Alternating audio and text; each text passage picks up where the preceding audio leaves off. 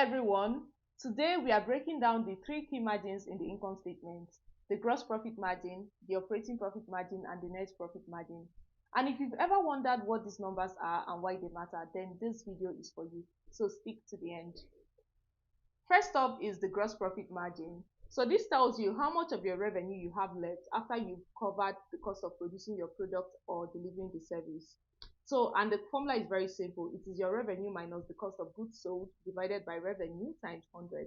So let's say, for example, you sold cakes for 10,000 naira and the cost of your ingredients was 4,000 naira. It means that your gross profit was 6,000 naira and your gross profit margin was 60%.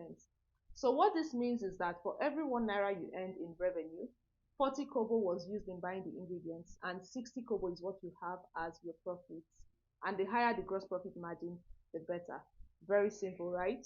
Next is the operating profit margin. So this takes it a step further because it tells you how much of your revenue is left after you've taken out both your direct costs and all your operating expenses.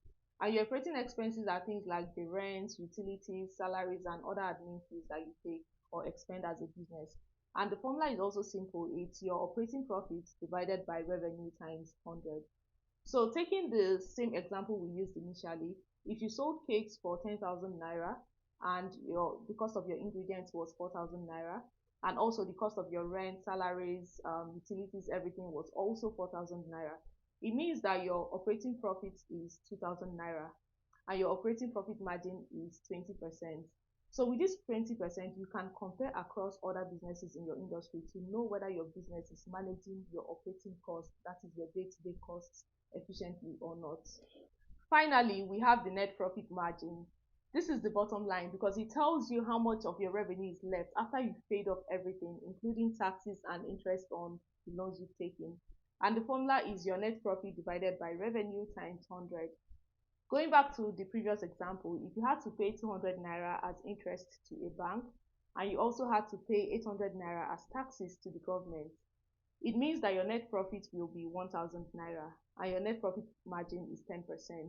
So what this means is that for every 1 naira you earned as revenue in the top line, you have 10 kobo as the actual profits you've earned from your business in that period.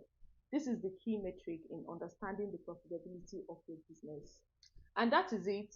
Gross, operating, and net profit margin each tell a different part of your business finance story. If this was helpful, hit the like button, share, and follow for more finance made simple. Thank you and see you in my next video.